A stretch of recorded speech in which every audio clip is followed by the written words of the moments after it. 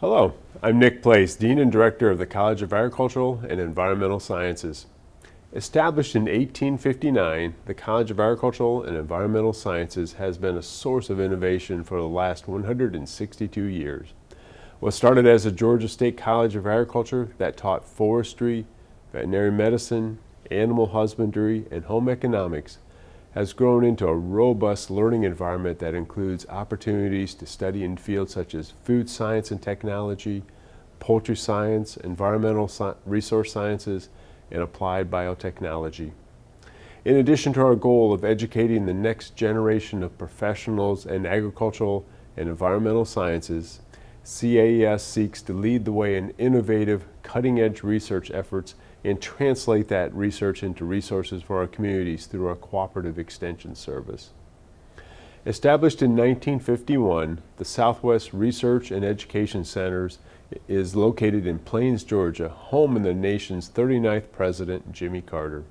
With 512 acres of heavy red clay, this REC has an incredibly unique soil that provides an excellent opportunity for research and plant breeding. Some of their programs include peanut, cotton, soybeans, and small grains, with nearly 80 acres dedicated to this research. In addition to their work with plant breeding, the Southwest REC works closely with the Georgia Seed Development to grow a number of seed line increases, allowing for the widespread use of new varieties. The Southwest REC is leading the way in research and development that propels agriculture forward in the future, positively impacting the lives of all Georgians. We're glad that you were able to join us today, and we're thankful for all of the hard work done at the Southwest REC and hope that you're able to benefit from this opportunity to hear from the scientists behind the research. Thank you.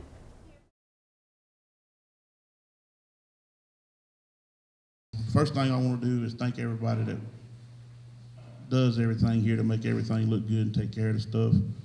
White Jones, Derek Pierce, Ray Lamb, Judy Dozier, and Kanan Davis. They're the ones that really make this place go and make my job easy. I'd also like to thank Fran Watson. She's sitting out there. She's from Midville. She come down to help today. And I'd also like to recognize William Darley and Josh Miller from, that's the Attapulgis crew. As most of y'all know, me and Judy's been trying to help out down there, and they wanted to come up here today and be with us. So like I said, the crew here worked hard. I wish y'all could see the farm. The farm looks really, really good. Unfortunately, it's pretty much underwater, but we was prepared. A little bit about the farm. We're a 523-acre farm, about 400 acres of it at row crop. We got another 100 acres of Georgia Seed Development land that we also work. Total about 500 acres row crop of crops primarily grown in this area: corn, cotton, peanuts, soybeans, small grains. A lot of breeding work goes on here. In a given year, we'll have on average 80 to 100 acres of breeding work done here at this farm, so it makes us pretty unique to the centers around the state. Also unique here is our heavy red clay. Hard to work. Most of y'all that work here know it. Most people call it 30-minute soil. It means you got about 30 minutes to work it when it's just right. One oversight I want to mention in the handout was Dr. Centien was left off, and he will be speaking right after Zing Lu at around 11:30, 11:45. He was on the first one that was sent out, and we don't know what happened on this one. But also, everybody that speaks will be recorded today. This will be going out virtually when it's over with. And Anthony has asked me to ask the presenters to give him about 1 minute every time somebody changes speaking, so he can get a microphone on y'all so it'll be clear. Other than that, that sums our farm up. Field day, like I said, I wish we was outside. Wish y'all could see everything that we worked so hard to get ready for y'all and all the work that these people do. but unfortunately, we'll be right here today.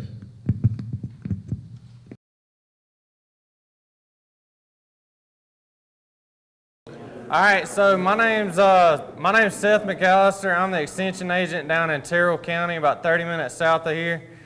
We had a cotton variety trial here. We've done one the last couple of years.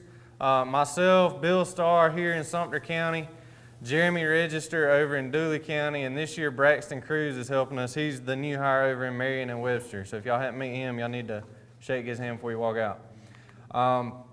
Sorry we couldn't be out in the field today. I mean, we got a really good looking trial. The yield potential, I think, is definitely out there if bull rot doesn't eat us alive. So I threw this together kind of quick just so we'd have at least something to talk about. This is one of 27 locations across the state. It's 12 varieties, 3 reps. We're going to collect yield data at the end, and there's 6-row plots in this case. So this is a drone picture from about a month ago. It's the immediate field right here behind the office. You can see the color changes there in the field. There's a couple spots that got a little wet there. You can see the bare dirt in the middle. But overall, we look really good, and I think it's going to be pretty good potential. So what did we do? This was grid spread fertility-wise for 1,500-pound cotton lint potential. We planted 3 seed per foot. That's supposed to say May 19th, not May 15th. We did a quart of Prowl and a pint of Reflex. We came back post with 42 ounces of Liberty and 16 ounces of Dual Magnum. After that, to clean it up one final time, we hit it with 38 ounces of Liberty and 2 ounces of Staple. We side dressed with 30 pounds of potash and 90 pounds of nitrogen. That gave us 120 total units of nitrogen for the season. We had 2 apps of picks. You know, having so many varieties, there were a couple that were a little higher vigor and probably could have stood some more picks than that, but to get the average across the board, we did 2 8-ounce applications of the picks with 2 ounces of Stance. We came back with 16 ounces of Potenza and 9 ounces of Abound, which actually went out yesterday with the airplane because the ground rig wasn't going to make it. I took a couple pictures, or we as a group took a couple pictures. You know, these are from a month ago, and I included these in here just so people could get kind of a feel for the different physiological features of several of these cotton varieties. You know, some of them are much more lemmy, some are much more erect. The fruiting pattern starts at different spots. So we actually took one plant randomly through the field. We didn't look for the best or the worst. We just, threw our hat and went and picked a plant out. We pulled every vegetative limb off and every leaf off just to show the fruiting structures. This was before we even had many white flowers. This was right at first bloom. So there's still a lot of squares, but not really many flowers just yet. This was 1646. This has kind of been our statewide standard for the last few years. It's done really good. It's had some issues falling over. It doesn't have a whole lot of stalk on it, but you can see it's got some fruit on it. This is the Delta Pine 2038. It started fruiting later in this particular trial, so it didn't have much on it just yet when we pulled that one. The Delta Pine 2055, it has started fruiting a little bit earlier, and you can see it's a little limmier in this particular trial. This is the Stoneville 5091. It's pretty good so far. It had a little more vigor in coming out of the ground than a couple of the other ones did. This is Stoneville 4990. This is Phytogen 400. This is Phytogen 545. It was really late fruiting in this particular trial, and I don't know about Phytogen 400, but I know this one's supposed to be root knot resistant for nematodes. This is the Next Gen 4936. You can see it was a lot limmier and had a lot more fruit on some of the vegetative branches down near the bottom of the plant. This is the Next Gen 3195. It's kind of the same story. This was the Dynagrowth 3799.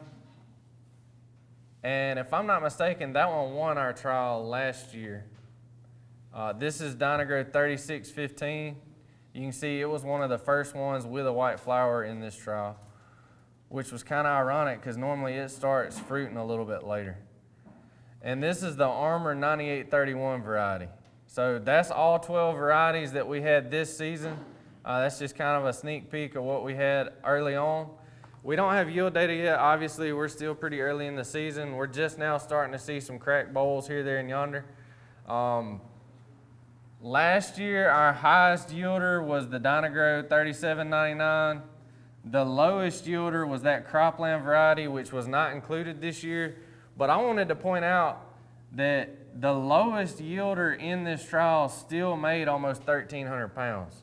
So, I mean, I would like to put a shout out for all the varieties that we include in our statewide testing. You know, these are the top of the top, best yielding varieties that we have available to growers. You know, cotton varieties are kind of an ever-moving target. I was looking at some of the cotton trial data from the agent that was here before me in Terrell County. I've been here 5 years. There's not a single variety he tested his last year here in 2015 that's still commercially available. So we're always changing varieties, we're always improving, but you know, to make 1,300 pounds and come in dead last, I think is quite an homage to the varieties that we have available to us here in South Georgia, and particularly here around Plains, Terrell County, Sumter County, Randolph County, Webster County. There's some stiff red dirt that can be quite a challenge, as Scott alluded to earlier. I wanted to say a huge thank you, particularly to the guys here on the station for all they've done for us in our trial. We couldn't plant it, we couldn't pick it, we couldn't spray it without y'all, irrigation-wise. The good Lord took care of most of, but thank y'all for all that. Also wanted to say a big thank you to the Cotton Commission, Cotton Inc., the industry partners, and all the fellow agents and specialists that have had a hand in this trial. Stay tuned, we'll have some gin data and some yield data, hopefully for some live production meetings this winter in early 2022. If not, we'll be glad, me or the fellow agents or fellow specialists, if y'all have anything y'all want to add or any questions, we'll be glad to field them.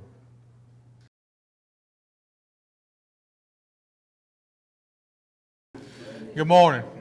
I won't take much of your time this morning. My name is Dusty Dunn. I'm a South Georgia agronomist with the Statewide Variety Testing Program. I'm based on the Tipton campus, and I've got two of my guys here today with me, Bob Brook and Keith Cawley. We do all the OBT trials and even some contract trials for different companies throughout the south part of the state. We run Tifton, Plains here, Midville, Attapulgis, Stripling and Camilla, and we do an on-farm cotton trial in Bainbridge. Just a brief overview, the program as a whole is based in Griffin, off the Griffin campus. That's where my supervisor, Daniel Melhite's at, and apologies for him, he could not be here today, so kind of winging this thing by myself. But we have a north team and a south team. There's 8 locations across the state that we test in, do trials on. Everything here in the southern part of the state, we do trials on everything you can think of. The only thing we don't test tobacco, and we don't test vegetables, but everything else we do trials on. So, like here in Plains this year, we've got our irrigated corn trial. We've got 65 different varieties, and all these are, majority of these are commercially available. There are a few experimentals. So 65 different varieties in our irrigated corn trial here in Plains. Cotton, we have an irrigated and a dryland trial. We have 56 varieties this year in that trial. Peanuts, we have a irrigated and a dryland trial, and we have 30 varieties there, with like 5 of those being Virginias and the other 25 being runners. Soybeans, we have group 5, group 6, group 7 and 8s. We got 36 in the 5s, 24 in the 6s, 24 in the group 7 and 8s. And we normally have a late planted soybean trial here of the 7 and 8s. But you know, with the weather we've had this year and the constant rain, we weren't able to get any on land ready up here, so we had to forgo that test this year. We also have a dryland, early planted and late planted grain sorghum trial. This year we had 22 varieties in that, but like I said, we didn't get to plant the late planted due to the excessive rainfall, as you can hear. We also do winter forage and small grain trials here in Plains. We do those in Tifton Plains and Midville as well. Forages, once we get established, we cut those every 30 days. But so we stay pretty busy, stay on the road a lot, especially during planting and harvesting. And we wouldn't be able to get any of it done without the help from these guys at the stations. You know, all y'all, we appreciate all y'all do for us. Scott, thank you for all that you do. I mean, it's a testament if you can go look at the crops and see what they look like. Like I said, I wish we could go look at them today, but everything is always really good here. It's always done in a timely fashion, and we always appreciate that. If you have any questions, you know, come see me later, and we can talk about it or whatever. But thank you for your time. Y'all have a good rest of the day.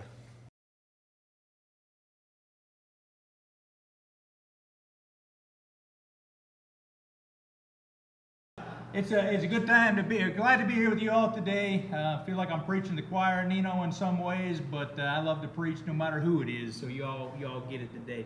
I'm Bob Kimwright, Extension Specialist, University of Georgia, stationed out at Tifton. Most of you all know that. I cover corn, cotton, soybeans, and peanuts.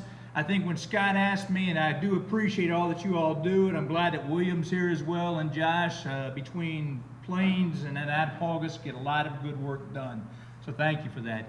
You'd asked me to talk about peanut fungicide, late season peanut fungicide use. I will do that. See, Taylor, you've already got me backwards on it, all right? So what we'll do here is, I'm going to start off, we'll talk about state of the crop as well as in peanuts. And what I do here in Plains is we do sentinel plot work, okay? We do sentinel plot. We've done sentinel plot since Asian soybean rust came in the state in about 2004. We started having sentinel plots here in Plains in 2005. We had them ever since on soybeans. And in about 2009, we started doing southern corn rust as well, okay? So when we talk about the state of the crop, the state of what's happening in Georgia on our crops, and soybeans and corn are not cotton and peanuts, I recognize that. But for those who grow them, they're important. They're important rotation crops, they're important production crops. And also, unlike most states in the country where soybeans and corn are very, very important, southern corn rust and also soybean rust are tremendously important to our growers, or can be. They can take significant yield out. The plots we have, the sentinel plots we have at Attapulgis, we also have a stripling, and we have them here yearly at Plains, gives an early warning. We go forward and we sample them every week, plant them in April, plant them early, go out there and look, and every week we're looking for when we find the rust to come in, and that gives us an opportunity to work with the growers as far as when that might be. Now, why talk about this today? We're talking about the State of the Union. If you look at the middle picture, that's something called tar spot. I've been telling growers, I've been telling my colleagues across the Midwest, I've been telling growers that we don't have tar spot. And that's been true until this year. Based upon our sentinel plot work and based upon work with industry counterparts, we now know that we have tar spot. Tar spot is caused by a fungus called Phylacera. It's probably the #1 disease that Midwest corn growers are concerned with, okay? So the state of the crop right now, it's too late to matter. But as we move forward, Dr. Stugard, as we're looking at what role do we have in both research and extension in these sites, like at Plains, we've added a new disease that's going to be important for us to look at. Southern corn rust has been especially bad this year. You know, we've been able to use our sentinel plots at Plains and at Stripling and at Attapulgis and at Midville. We've been able to use these sentinel plots to give growers information on when they're going to when they're going to apply fungicide. Southern corn rust had been a big year for that disease. If growers did not spray for it, I anticipate, especially on some of our later planted corn, they're going to have significant yield loss with it. I see a number of pickers going through the field, combines going through the field, they come back orange this year. That's the rust spores. Why do we have to have the sentinel plots in Plains? 2 reasons. The first reason is the southern corn rust won't survive in between years. It freezes out. The second reason is what happens in Attapulgis or what happens in Tifton may not be, Seth, exactly what happens to growers in your area.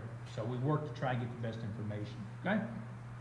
Georgia's corn and soybean producers, again, these sentinel plots in a year like 2021, where we've had early reintroduction of southern corn rust, of soybean rust, these sentinel plots working with you and your folks is what helped us to get the information we need. Okay? Just a little bit about, again, what we're looking at in 2020. We get the kind of information, tells us when the diseases come in, helps us determine if they come in at this point, is it worth spraying, is it worth applying fungicides or not. We got them across the stations. Plains, again, is one of the important ones. Just some of the information that we'll go forward. The big one, though, is the tar spot. Okay? Tar spot's a new one. We will add that to our sentinel plots from now on. Up until this year, we did not know we had it. And how close is it? How close is it? Seth, you and Luke Crossan have found it in Calhoun County, right?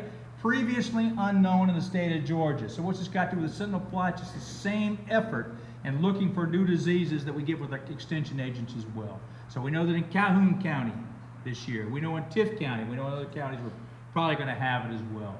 And what I'd like to do before I move into the fungicides on peanuts and peanut programs and also on cotton is to thank you, Scott, William, thank you as well, and all your crew for helping us to get the sentinel plots, the fungicide studies we're doing in Attapulgos as well on peanuts. Now, let's talk about fungicide programs. What interested me most about Seth's talk, anybody know what interested me most about Seth's talk? It wasn't, Taylor, that he got us back on time, right?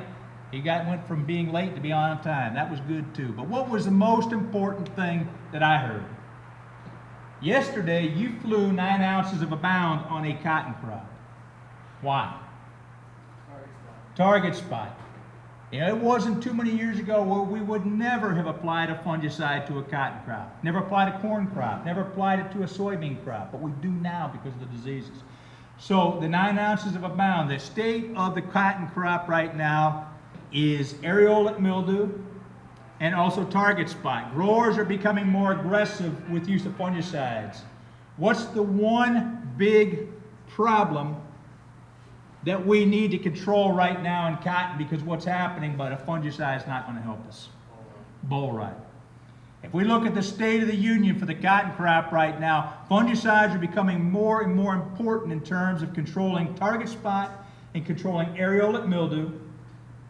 But bull rot is the one that's tremendously important. The weather we've had this year, I'm afraid, and Taylor, and where's Camp? Camp, I'll tell you, when you look, if you were to say that, if you look at what the growers are most worried about now is what's going to happen with bull rot, okay? And we cannot control that with a fungicide. All right, let's talk peanuts for a minute. We're having lots and lots of discussion with agents, lots and lots of discussion with industry. The first thing is, how long will a Georgia 06G stay in the ground this year, if we can get it out on time? About 150 days, Nina. Would you agree with that? If you don't say it, okay? Let me have my time, all right? But you can see, disagree with me later, just nod your head now. All right? 150 days, maybe, okay? Our programs, when we were going Georgia Green, we're going 135 days. We've got an extra 2 weeks on there. And what this means, especially with the weather we're having right now, is gone for a lot of growers are 7 spray programs. You know, more and more, if we stop at 120 days like we're used to with the Georgia Green, okay, that leaves too much of the season, especially in a year like this where it's been wet. Now, what's happening with this rain right now? That rain right now is actually pushing white mold back. The mechanical beating down that happens with this, the cooler temperatures that happen with the rain, the white mold doesn't stand up real well for that. It's not right now that's going to make white mold so bad. It's going to be what happens next week, when temperatures are back up into the 90s, when because of the moisture, we're back to 100% humidity. And, Scott, when's the next time you're going to be able to get a tractor in the field here in Plains? A week out. So that what we're looking at right now is a crop that's going to go 150 days.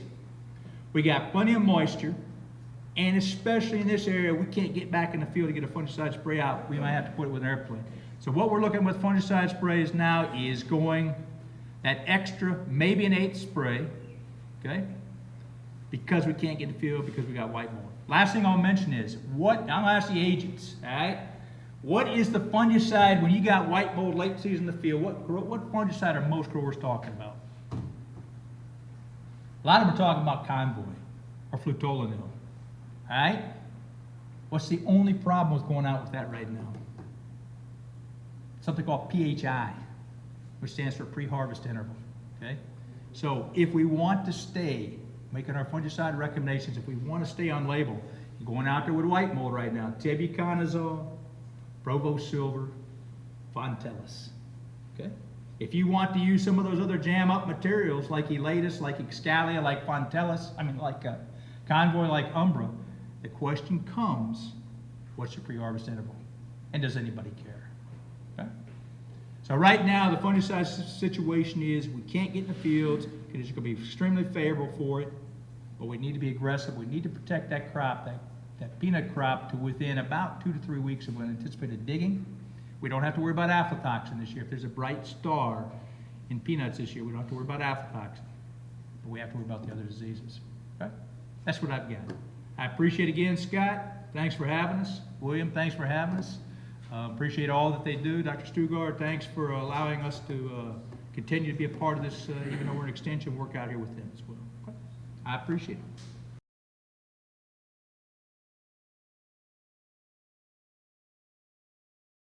All right, well, thank you all for coming out today. My name is Nick Hurdle, and I'm a PhD student working for Dr. Timothy Gray out of Tifton. And I want to talk to you all today about a project they're working on here out of Plains, of course. It is actually not my project. It is actually a fellow PhD student's project, Juliana Rodriguez, but she had other obligations and could not be here today. So the project we're looking at is a Palmer Amaranth competition study between peanut and Palmer with a susceptible and a resistant type of Palmer Amaranth. The reason why we're doing this is something called the cost of fitness that comes with the resistance in Palmer Amaranth. And what I mean by the cost of fitness is the way I like to compare it to is like you buy a brand new truck off the lot. You know, everything's perfect straight from the factory. What happens with this resistance is that the resistance trait will come into the Palmer Amaranth. So it's like adding, say, a 6-inch lift kit or big tires to a truck. For that to happen, you know, something's got to suffer within that truck. And what suffers is the gas mileage. So same things happen with the Palmer Amaranth. This resistant trait comes in, something has to suffer within the plant. Is it the growth height? Is it the width, number of leaves, number of seed produced? What exactly suffers due to that resistance trait? So that's what we're trying to figure out. And so far, this is the first year for that trial, so we don't really have any data analysis performed yet. But so far, just off of visual things, we don't see any difference between the resistant Palmer or the susceptible Palmer.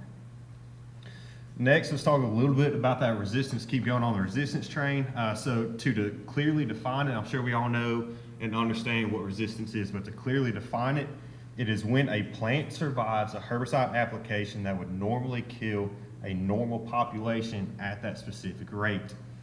Current resistances that we have in Palmer include glyphosate, the ALSs, triazines, PPOs, microtubules, and some of the bleached herbicides. And by ALS, I mean, you know, your Cadres and your Strong Arm. PPOs, so far as Cobra and Ultra Blazer, it's from what I understand, and I know Kent, you may know something more, but it's only for the post applications, PPOs. Is it any pre's either? Okay. So, like, I mean, just with any herbicide, it's almost just a matter of time. You can only do so much.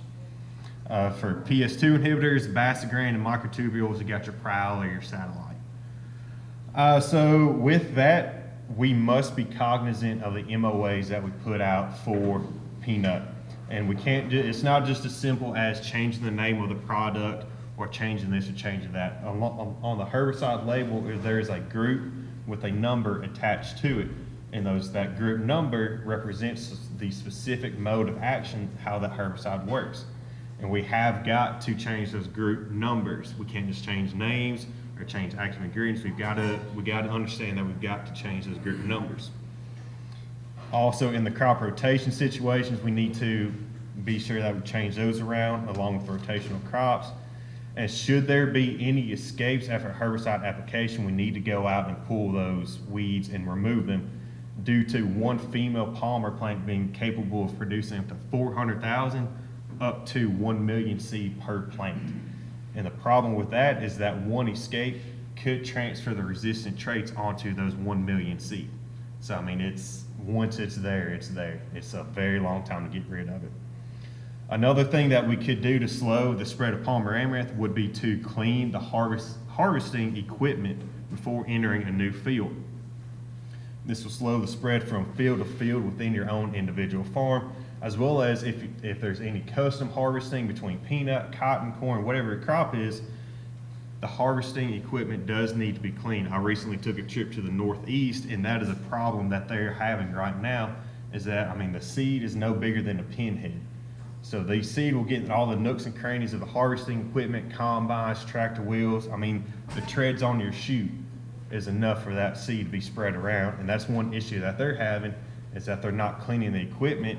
And one field is cleaned this year, where the previous field that harvesting equipment came from was not clean. So they found several hundred seed on the harvesting equipment that was then transferred over to that next field. And they're having a hard issue of slowing that spread, which they've never really had Palmer until here recently. And I tried to talk to them about, you know, you've got to get this under control. I live in it every day, see it every day, seen plants taller than I am, and I'm 6 foot tall, and they didn't believe me. So it's, I mean, we're doing all that we can up there. But that is one of the things that will help and assist in the slow spreading Palmer amaranth, would be to clean the equipment, especially if you're getting it from another field or somebody else coming in and doing it for you. Please, you know, try to get that stuff clean as you can. That's all I have. If you have any other questions, I'll be glad to answer. I'd like to thank Wyatt, Duck, Scott, y'all's crew for helping us with everything that we do. It's an hour and a half drive, and a lot of times, you know, we just call them and they help us out a lot. So thank y'all for all that y'all do for us.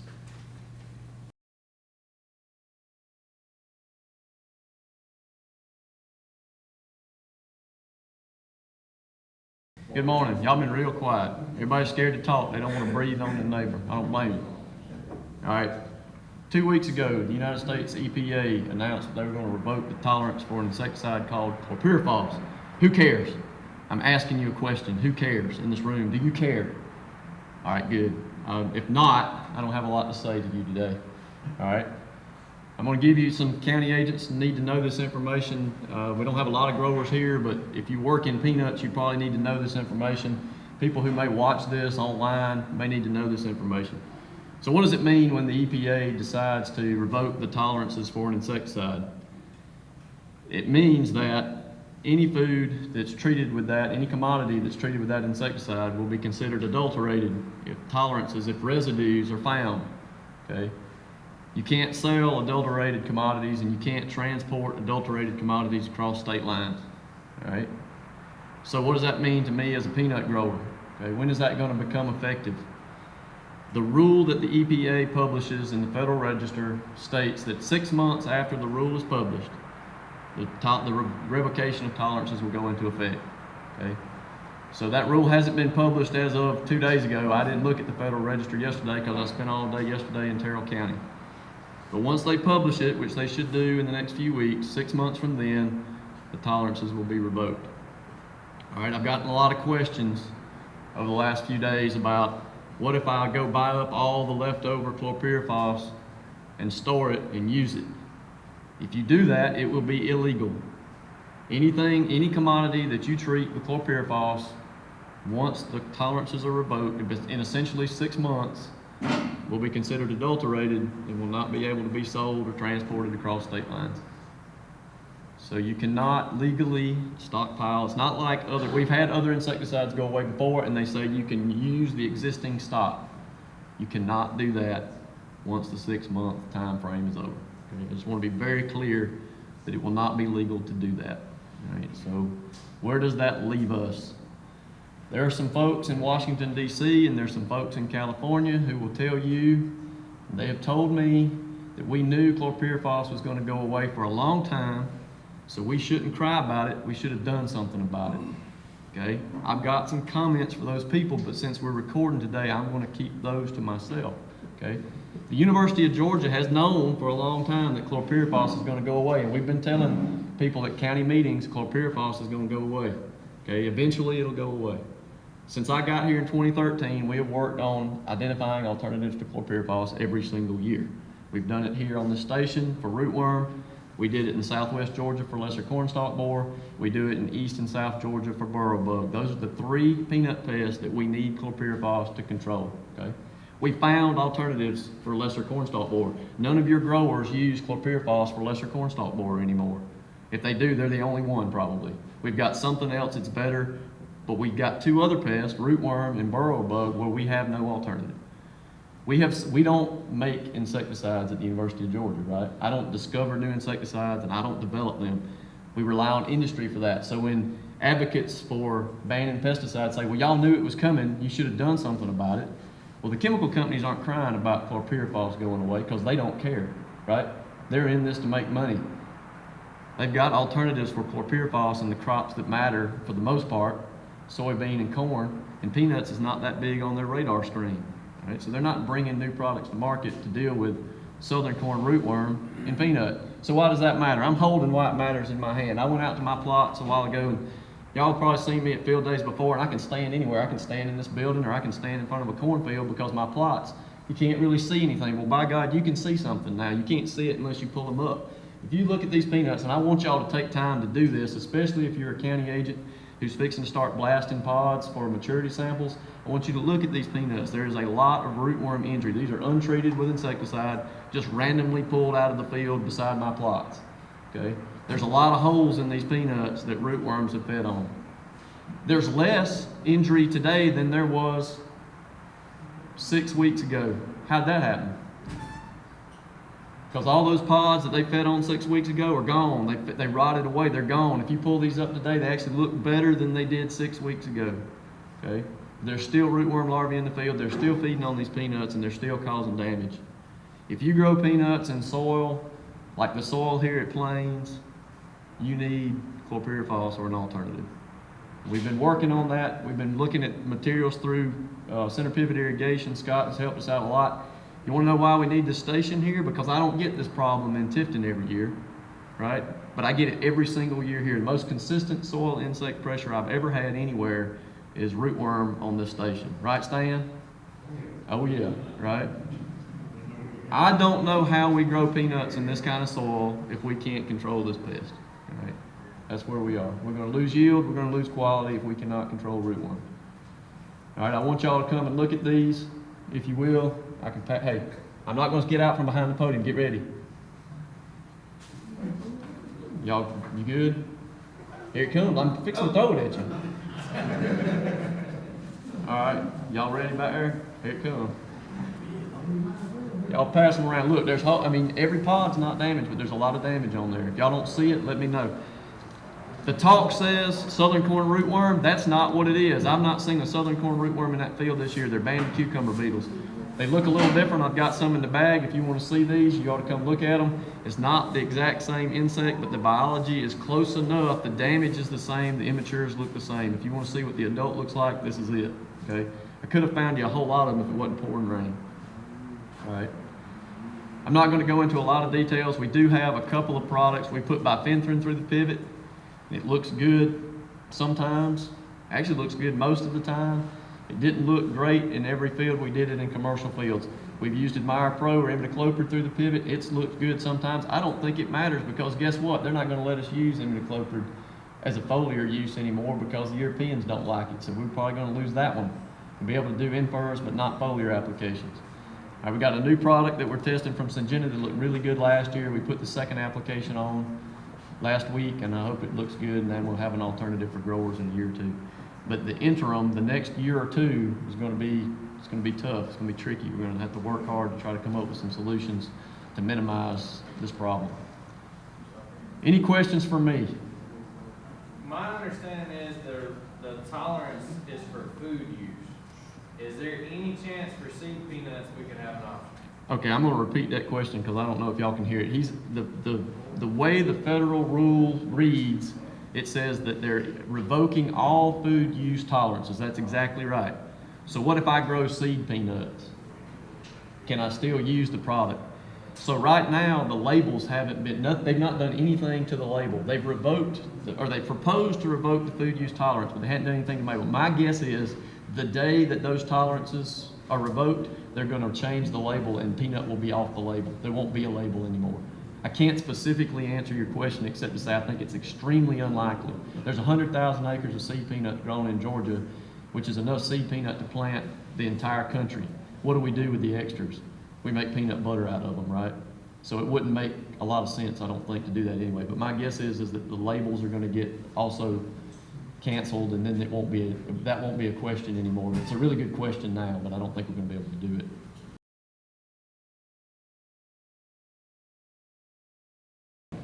I'm Philip Roberts, Extension Entomologist located in Tifton, and glad you're here today on this rainy day. But we're going to take a few minutes and just talk to you about BT cotton. One of the projects we've worked here with the crew on this station for this is our 5th year, I believe, but we evaluate all the BT cottons. And just a little history on BT cottons. We initially started planting BT in 1996. And I can remember that year because that was the year I started at the University of Georgia. At that time, it was a single BT trait that we were utilizing. Now, in time, industry has added a second trait, and then more recent years, a third trait. And these additional BT traits were added for 2 reasons. Number 1, to improve activity. So some of you may remember when we planted single gene BT cottons. It wasn't uncommon for us to spray corn earworms. That's been many years ago and we've forgotten. But once industry added the second gene, such as our Bollgard 2, Twin Link, Wide Strike 2-gene BT cottons, we have rarely sprayed corn earworm in the state of Georgia. And now we've got a third gene on top of the second gene, which actually improved efficacy even more. And it allowed these BT cottons to control other caterpillar pests. When we planted single gene BT cotton, we still sprayed soybean looper in cotton. We still sprayed fall armyworm in cotton. We don't do that with these 3-gene cottons. The second reason they added these additional traits was for resistance management. They're all BT traits, but they're slightly different. And we all understand resistance and selection and the importance of having different modes of action. So 2 reasons they added traits: to improve efficacy and for resistance management. Now, one of the reasons we began evaluating all these different BT traits, and we do it here every year. We do it at Midville, and we also do it in Tifton. But let me back up just a little bit, Stan. I see you back there, but we did all our regulated Bollgard 2 work. We mowed cotton down every year for how long? 4 or 5 years? Too many years. He didn't like it. But we did a lot of the initial work with the Bollgard 2 here on this station. But we started looking at these traits because something we do each year, all the extension entomologists across the U.S., we constantly monitor susceptibility of corn earworm to each of these traits, each of those toxins. So the original trait, Bollgard, that was originally put in cotton in 1996, it's been around for 20-some years. That's a lot of selection pressure, right? Should we expect resistance to develop to that trait? Probably, and it has. If you look at what it takes to kill a corn earworm with that trait today versus 1996, it's over 1,000-fold difference. So that first trait, first gene in cotton, corn earworm is highly resistant to that. So the way I look at it, now our 2-gene BT cotton, such as Bollgard 2, Twin Link, and Wide Strike, it's really functioning as a single-gene BT cotton. And our 3-gene BT cottons are functioning as a 2-gene BT cotton. We've been fortunate in Georgia, we haven't had major issues on the farm. But it's not like that in other parts of the country. There's some very serious situations with the 2-gene BT cottons in the Mid-South. There's some serious situations with 2-gene BT cotton in North Carolina. Part of the reason we haven't had the problem, in my opinion, is the fact that we don't have the populations of corn earworm infesting the cotton to see these problems that we have. Everything we do behind the scenes through bioassays, looking at susceptibility, definitely says we have major issues with the first gene, and we're very concerned about the second gene. Third gene still functioning very well. Why have we not had the problem? I think our growers in the state, our agents, we make a lot of good decisions and don't even know it. Conservation of beneficial insects, that's a pretty good, cheap mode of action for insect control. Now, unfortunately, this year, it seems like plant bugs were a lot more common, and that concerns me. Because if you treat plant bugs in cotton, you're killing beneficial insects. You're treating plant bugs in cotton during June. That's when a lot of beneficial insects are moving into cotton. That's a bad time to be disrupting that system, because that's going to increase the risk of having problems with corn earworm. Maybe it's coincidence, but the two areas of the country that have the greatest problem with corn earworm and resistance to BT cotton, those are the two areas of the country with the greatest or most intense pressure, most sprays that target plant bugs. I think there's a correlation, and I would just encourage folks as we move forward, if we have a plant bug problem, we have to address it. But if we don't, let's try to conserve these beneficial insects, because it's going to help us to hopefully avoid these issues with corn earworm. Any questions on that? Or comments? We've been fortunate. But one day we just need to be prepared. One final thing I'll say, and we'll do this really quick. Most common question I'm getting in the last week is talking about terminating insecticide use on cotton. The primary insect we're going to be treating this time of year is going to be stink bugs. When a boll is 25 days of age, it's relatively safe from insect attack from stink bugs. They can still feed on it, but it's not going to impact yield. So how do you know when a boll is 25 days of age? Or 550 DD60s to be more precise, that's about 25 days. That boll will be fully sized, as big as it's going to get, and it's going to be difficult to burst in your thumb and forefinger. But 25 days, that's the cutoff point. All right, with that, I'm going to stop unless there's any questions.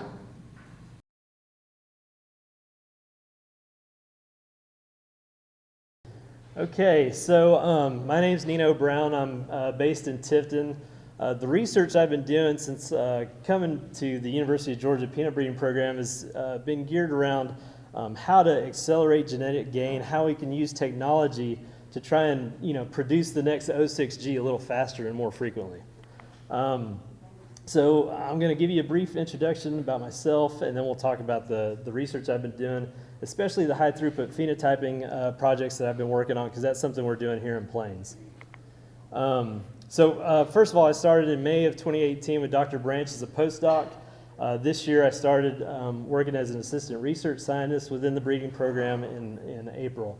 And it's been really great to work with Dr. Branch. I'm sure a lot of you know him. He's a bit of a rock star in the peanut world, and coming up through school, if I was to collect baseball cards but for plant breeders, he would have been my prized plant breeder baseball card. I really have a lot of respect for him, and coming up through school, I definitely watched him with great interest. So it's a dream come true to work with him. So as far as my traditional breeding activities have gone, I've had the opportunity to work with Dr. Branch making individual plant selections, working in our yield trials, doing seed increases, shelling, both for bulk shelling individual plants and grade and quality measurement. Got to do seed packaging, planting, and doing phenotypic notes with them just kind of learning the ropes and all the nuts and bolts that are involved with the peanut breeding program. I came from cotton, and so learning some of these nuts and bolts are really important so you can figure out how to leverage certain things to make it better, hopefully. Some of the routine things that we take notes on are seedling vigor, mid-season plant vigor, tomato spotted wilt virus, resistance notes, white mold, and late leaf spot. So one of the first trials that we set up whenever I started in 2018 was a genetic gain study. And what we did to evaluate and quantify how much genetic gain and progress has been made within the UGA breeding program is we took Southeast Runner 5615, which is the very first runner cultivar developed at UGA. It was officially released in 1947. It was actually grown well before that in the state, but it's a really, really old variety.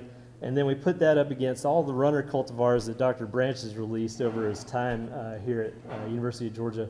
And what we found is from 2 years of data is that for every cultivar that he's released, he's averaged about 122 pound per acre increase per cultivar, which equates to an almost $20 per acre increase per variety released through the UGA program. Just underscoring how much value a public cultivar development breeding program brings to our state, brings to our growers, and we're really lucky to have that here at the University of Georgia.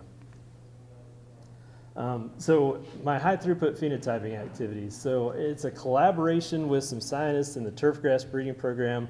We're really lucky to be able to borrow some of the expertise from Jing Zhang. She does our UAV flights and image analysis, and we're trying to develop protocols to be able to evaluate more lines every single year faster and more accurately.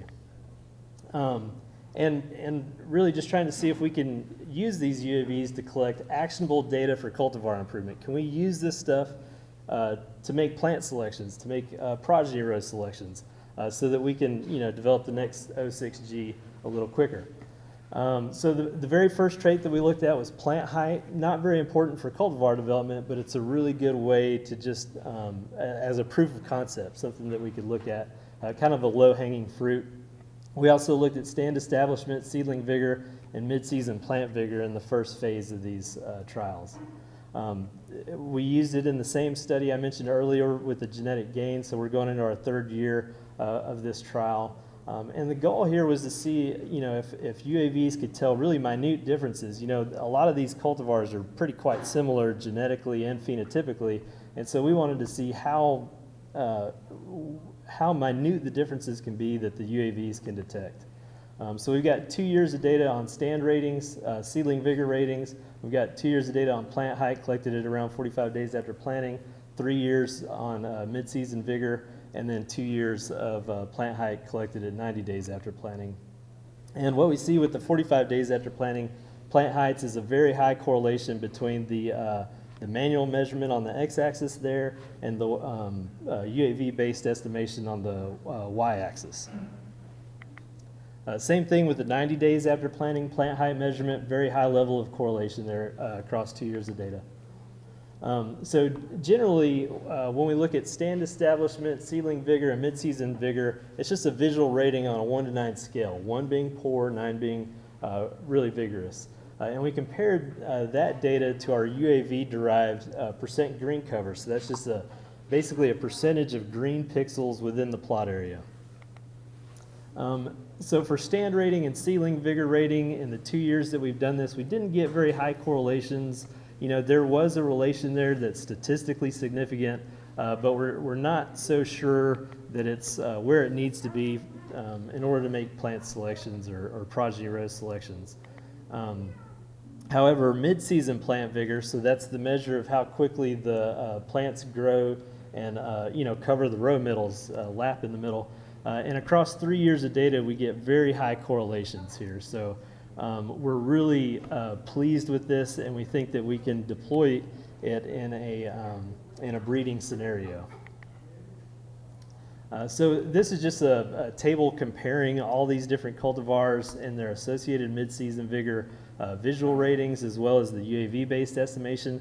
And really what I want to point out here is just, is 06G has fairly low mid-season vigor, And so we want to combine that high yield that Georgia 06G has with a little better vigor, and we think that, that using UAVs will help us get there quicker. So this is a picture of our trial here in Plains. It's an F3 progeny row trial, so each one of these plots is derived from a single plant last year in 2020. And so this is showing seedling vigor rating for these two different populations. So Georgia 18RU has high mid-season vigor as well as high yield. And we crossed it to Tifgard and Georgia 14N. 14N has very low vigor. I don't know how many folks grow Georgia 14N, but it's a really small, compact plant. So we wanted to combine the high vigor and high yield from 18RU with the nematode resistance basically from 14N. But retain that high level of vigor in 18RU as well as the high yield. But what we saw here was seedling vigor versus the UAV-based estimation. The correlation was actually quite high here. And then again, for mid-season vigor, very high correlation between the visual rating as well as the UAV rating. And so the next step is gonna be to select some of these high-performing progeny rows for mid-season vigor, as well as some low-performing progeny rows, and plant those out next year in a replicated trial and see if all this holds true, and just further validating whether or not we can use UAVs to select lines. We've got a lot of other high-throughput phenotyping projects in the pipeline. One is, we're using the UAVs to try to estimate crop maturity. With breeding lines, a lot of times we've got hundreds and hundreds of progeny rows out there. We have no idea what their maturity is because they've never been seen before. And so we want to try and develop a way to more accurately and more rapidly evaluate their maturity. We're also looking at canopy volume and some other canopy characteristics with the drone. In addition to high throughput phenotyping in the field, we're also looking at high throughput phenotyping of individual seeds. So we're using a machine that uses NIR to sort seeds based on its oleic acid concentration. And it does it really, really fast. So I'm talking hundreds of seeds per minute this machine can sort. We've already got 1 year of data on that. We're really excited about the results there and looking to validate it this year. And then we're also working, and this is a really exciting project that we're working on with some scientists in Athens. It's a Georgia Peanut Commission funded project to develop a ground-based phenotyping robot. These guys in Athens, Charlie Lee and Ray Hsu, they're building something that looks similar to the diagram there on the right. But basically it's an automated robot. It'll drive through the field using GPS all on its own and take a whole bunch of images. We're really excited about the potential of that technology, and also excited because it's something that not only the breeding program can use, but other scientists there in Tifton and other places could use for their various projects. So with that, I want to thank everybody, especially Scott and the Plains team here. They do a really excellent job of maintaining the whole farm, and we're really grateful to have this second environment in which to test. The soil here is different, the climate here is different, and so we're really grateful for that resource. All right, any questions? First question is some varieties just are innately darker green, and some are lighter green. How does that affect your drone imagery? Okay, so or understanding of drone imagery? So that's a great question. The question is whether or not the different shades of green can affect the drone analysis.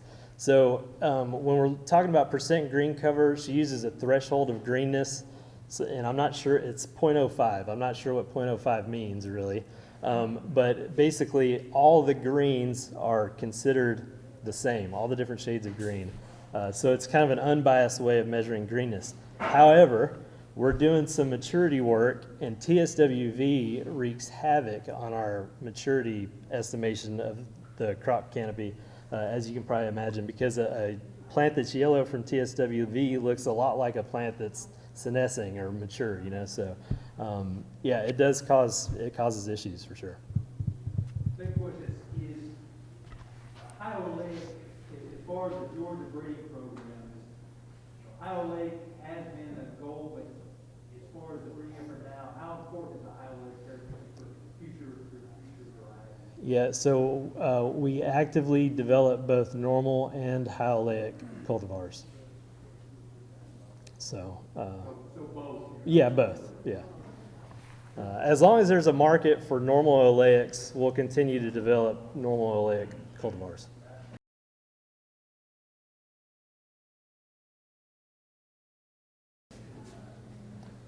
Okay, good morning, everybody. My name is Scott Tubbs. I'm the cropping systems agronomist, and I'm based out of Tifton.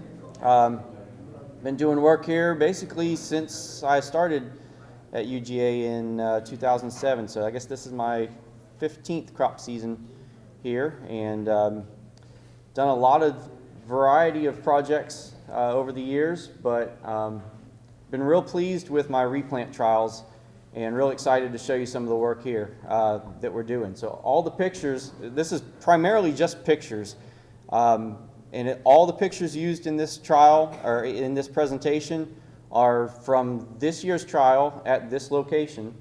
So I didn't mix and match from other years. I have other years and data on this trial, but I went ahead and picked it as if we were doing the field day out in the field. They are from earlier in the season, but hopefully it'll show you a depiction of kind of what we're doing and what we're trying to do with our replant seeding rate trials. So I've been doing replant work. I think we started around 2011, 2012 on some of our replant work with a graduate student project.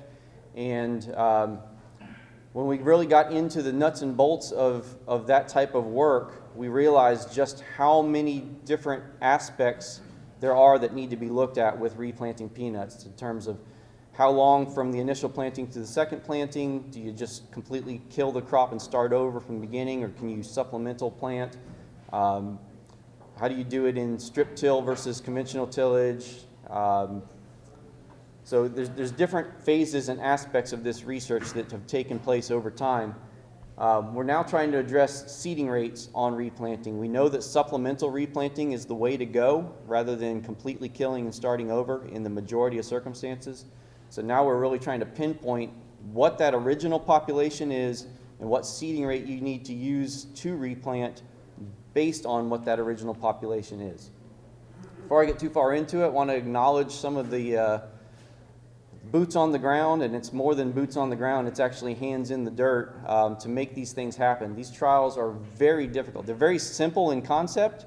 They're very difficult to pull off because the amount of hand labor that needs to go into it to get the populations accurate is difficult. So I want to acknowledge my research professional, Zach Cromer, and one of my graduate students, Hayden Godwin, are here with us. And without my program employees, these things do not happen. A lot of time and effort goes into doing these trials. So when we're talking about replanting peanuts, we're talking about a suboptimal plant population. So the picture on the right is a 4 plant per foot plant population, and that's what we consider our recommended plant population for peanut. These trials, I'll say, are in single row here. We have addressed this in twin row. But everything that we're looking at today is a single row replant trial. Picture on the left then is a 1 plant per foot plant population, and as you can see, very sparse in comparison to the 4 plant per foot. It would not give you optimum yield, so that would be a situation where we might need to go into the field, not might, we really do need to go into the field and add additional seed and additional plants across the field to boost that plant population and maximize our yield. So we planted our trial. We actually replanted and planted this trial with a twin row planter. We just put the seed in the correct hoppers to only plant in single row. We've learned over the years that actually doing this with the twin row planter is helpful because it helps us. If you notice in the pictures there, we can center the twin row planter over the original plant row that we had planted, and it makes it a lot easier for us to kind of put the planter down where we need it to be to do our replant on a research basis, since we're doing this on small plot scale. So this is our treatment structure. We've got 21 treatments in the field. At the bottom of this list is our 4 plant per foot optimum UGA recommended population. And then what we did was we took suboptimal populations of 1 plant per foot, 1.5, 2 plant per foot, and 2.5 plant per foot. And the top 4 you'll see we did no replant, so we have our baseline to see what would be our yield reduction for not replanting. And then in each one of those situations we duplicated it and we used 4 different seeding rates. So each one of those populations got a seeding rate of 2 seed per foot, 3 seed per foot, 4 seed per foot, or 5 seed per foot next to each of those plant populations. And those replants were done about 3 weeks after the initial planting. So there's different maturities growing in the field at the same time. That creates a whole different aspect, a different set of trials that we've run over the years as to when to harvest when you've got 2 different maturities growing in the field. But we'll talk about that at another time, not the focus of today's project. So we go in and we replant, and we are basically just supplementing that plant stand. The original plant population is already there. We're dropping the planter in right next to it. Even if we run over those plants, peanuts are very resilient. We can tolerate running over them with gauge wheels. We can even cut them with the double disc opener, cut some leaves off. When they're that small, it's really not going to harm the plant too much. I think in the 10 plus years that we've been doing this research, I think we've maybe killed a total of, I can count them on basically 1 or no more than 2 hands, 5 to 10 plants in total that we've killed with the planter running over them. It's really not a concern running that planter over them. The picture on the left there, obviously we're not planting that shallow and putting the seed on the ground, but this was just a representation at the end of one of my rows that kind of showed the seed going in next to established plants. That's about the size of the plant that's about 3 weeks old of the original population from versus the replants when we're putting seed in the ground. So this picture just depicts the planting when it happens after planting time on the left, and then on the right is several weeks later after the replanted peanuts have had a chance to emerge from the ground. So you can see 2 different maturities growing in the field. You got the larger plants, the original plants, on the left side of the picture, and then the staggered plants off to the right side are the replants coming out of the ground. So this picture shows at our lowest population where we really need to boost that plant population, that 1 plant per foot original stand, and then in the middle there is showing those supplemental plants growing in, filling in those gaps where the peanuts were not growing. So it looks really nice when we get a situation like this and those plants offset those missing areas. Just a different depiction, some coming out. I liked this picture because they were cracking the ground, pushing this type of soil. You can really get a nice picture of it pushing the soil up as they're coming out of the ground, right next to an established plant that's already had a chance to start to grow. So these, I couldn't fit every one of the seeding rates for an individual population, and be able to keep the pictures sizable where you can still see them, hopefully still in the back of the room, but no further than, so I got the non-replanted on the left, the 2 seed per foot seeding rate, the 3 seed per foot seeding rate, and then the maximum are 5 seed per foot seeding rate. The only one we're missing is the 4 seed per foot picture in this representation. But this is at our 1 plant per foot population on all of those pictures. It's original plant stand of 1 plant per foot, then with our non, 2, 3, and 5 seed per foot seeding rate. And hopefully you can see, compared to the non-replanted, when you got 2 seed per foot, you're filling in those gaps fairly well, but there's still some bare ground out there even between those 2 seed per foot that were replanted. So in this really low population, I think we're looking at needing a much higher seeding rate to really fill in those gaps very well. So you're out to more like a 3 or 4 or 5 seed per foot seeding rate to boost that population at the 1 plant per foot original population.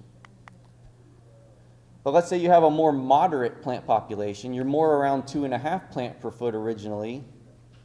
You may not need to go out there with such a high seeding rate. You can actually save yourself a little bit of seed cost on that replant seeding rate by going in with fewer seed. So that original population versus the seeding rate that's needed to replant that population is really what we're trying to determine to help the grower with the economics on determining what's their best bet to maximize their population and reduce their input costs.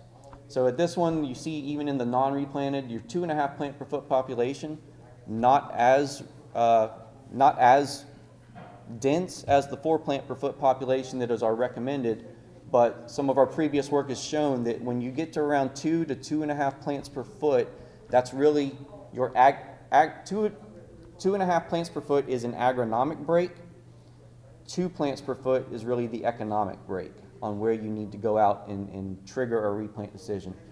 But at the 2 plant per foot, these plants are going to compensate fairly well even in the non-replanted, but that little bit of extra seed out there does help fill in those gaps a little bit. You get out to the 5 seed per foot when you already have 2.5 plants per foot, I think you're really wasting the additional seed on your replant, and you're boosting that population more than it really needs to be. But the data, of course, will speak to us once we get all the yield and all the grade data at the conclusion of all locations, all years of the trial and compiled. So that's about all I have for you today. Just wanted to give you a visual representation of what we're doing here. This trial is on station here, and if it's ever possible to get back in the field and hopefully eventually run a digger through the field and pick these peanuts and get some yield off of it, I welcome anyone that wants to see the trial. We can arrange to come out and take a look at it if you want to see it. But my hat's off to all the gentlemen right here, Scott, for taking care of our trials, not just this year, but for many, many years, and helping us conduct research in a location that is very unique in comparison to our other soil types that we're running our research trials in. With that, I will close. Also want to acknowledge Georgia Peanut Commission. You guys always helping us out and helping us with funding through the funding and support we get from Peanut Commission and from National Peanut Board. Georgia Seed Development Commission does donate seed for all these projects. Of course, these types of projects do require a lot of seed to have to plant twice out there. By the time we plant them and then go back and thin them back to the specific populations we want, we're wasting a lot of plants and then having to put a lot more seed down. So with that, I'll close and take any questions. Sure, Seth. Do you ever see a grade reduction from having replants? So that's a great question. Do we ever see a grade reduction from having replants? And you can see a grade reduction if they're dug too early.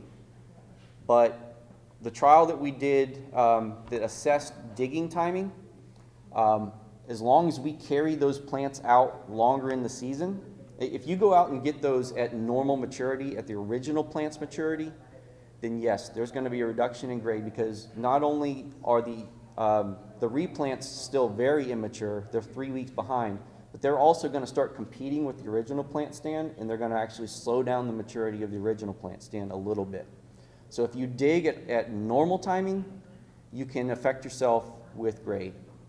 So if you're in a replant scenario, my recommendation, based on all the data we have, delay that digging until as close to the replant's maturity as possible.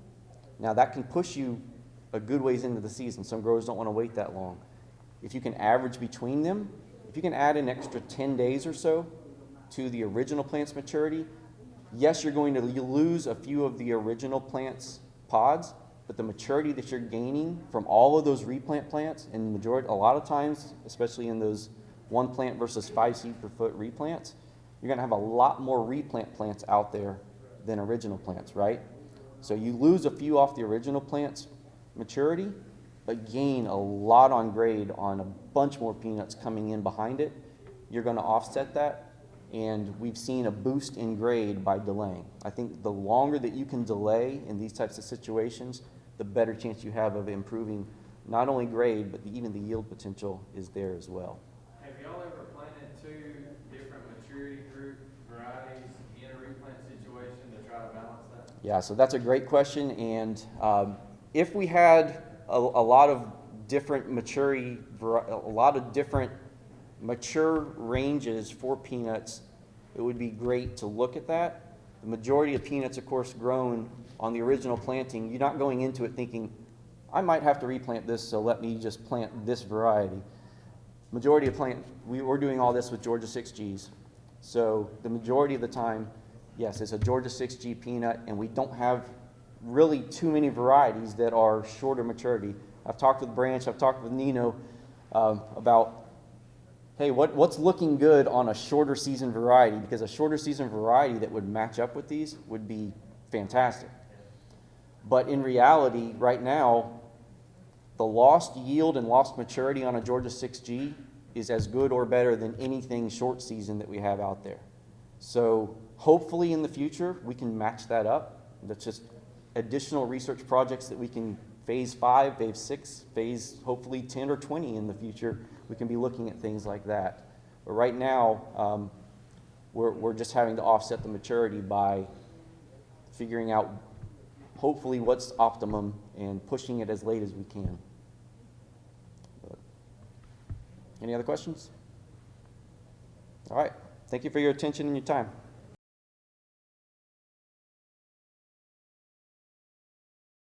Good morning, everyone. It's great to be here to talk about our soybean research.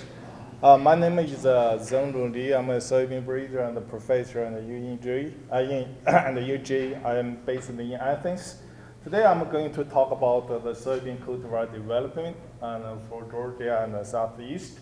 And before I talk about the research, first I want to make an acknowledgement and for our funding support. We get the support from Georgia Agriculture Committee Commission for Soybeans, and also University of Georgia Research Foundation, United Soybean Board, and the Georgia Seed Development.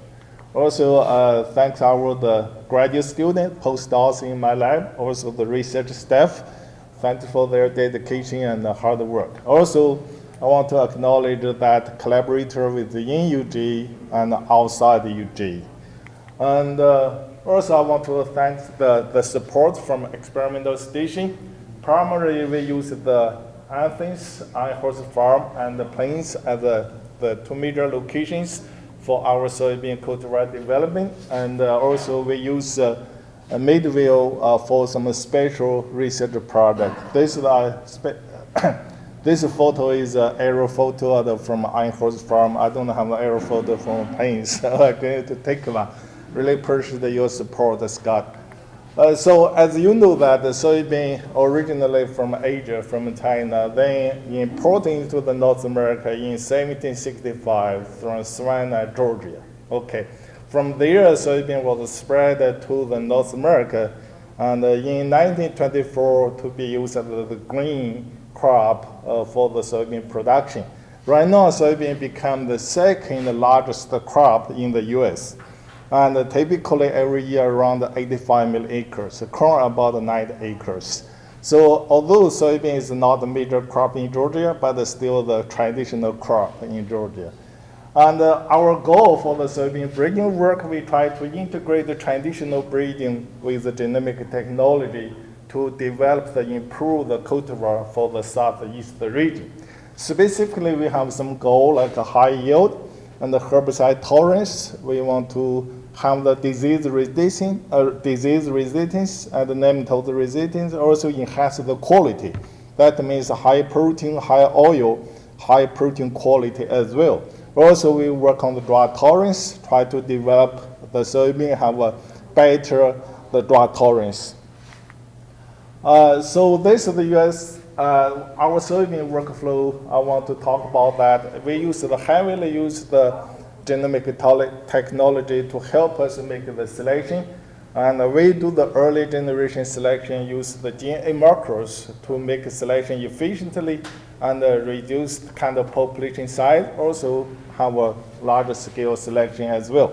Also, we use the Puerto Rico nursery for the 3 generations each year. Now, very important that we work as a breeding and we work as a team. I work with Dr. Melissa Meacham, and the nematologist, also James Buck, plant pathologist, and Dr. Bill Snyder, and the entomologist. We kind of work as a team. They help us the screening the lines for the nematode resistance, disease resistance, even insect resistance. That's the reason we need to have those traits in our cultivar. And let me briefly introduce the soybean seed composition. As you can see that roughly the soybean have a 19% or 20% oil content, and about 36% protein, and the remaining there are other things. Okay, for the protein, for the oil, we talk about the fat acid. The different fat acid I will talk about later. For the protein, also we need to talk about amino acid. Don't want to go to that details because different amino acids really affect the feed. Because the soybean is the primary source for the animal feed. It's the second largest source for the oil in the world. So we specifically, I want to specifically talk about the high oleic. I think that Dr. Barbara Kimmerer talked about the high oleic peanut, but we work on the high oleic in the soybean as well. So why we need to work on the high oleic soybean? Okay, there are main reasons. There are so many features you can see for the high oleic soybean. And the primary is enhance the functionality for the soybean high oleic oil. Also improve the shelf life. That means you use the soybean oil for the fast food, for the fry, and can last longer. And also sustainable and longer shelf life, longer fry life. There are other features as well. So we can see that actually from Amazon, you can see the new motor oil making the high oleic soybean available. High oleic soybean oil available on Amazon as motor oil. I think that's another function for the high oleic. And the United Soybean Board set a very aggressive goal for this high oleic soybean. That's one of our major objectives and the UG soybean breeding program as well. And so that they plan to have 2018, certainly they passed that date, and roughly 300,000 acres. But 2020, they want to, United Soybean Board want to have 14 million acres for the high oleic soybean. So that's the one of our breeding goal is to develop the high oleic soybean. And so in the UG high breeding program, we have developed 3 high oleic soybean cultivars. That's the one is in the matured group 6, another 2 in matured group 7. But the one is conventional, another one is Roundup. So we also have very strong pipeline materials with the high oleic trait. And let's look at that profile. You look at the tag on the bottom 3. Typically, the oleic is about 25%. Linolenic is about 7%. But for the high oleic soybean and oil, have that profile oleic about 80%. The linolenic is less than 3%. Actually, that's the goal. The criteria for the high oleic is above the 70%, less than for the oleic, less than 3% for the linolenic. We certainly, I think, 3 cultivars we released last year meet that criteria. You see the oleic content is quite high. So I think this table is a little bit crowded. We have that yield performance. We want to have that and the yield as well, not only have the high oleic trait. You can see this one high oleic and compare with the current commercial tech or others is about the same as the commercial tech.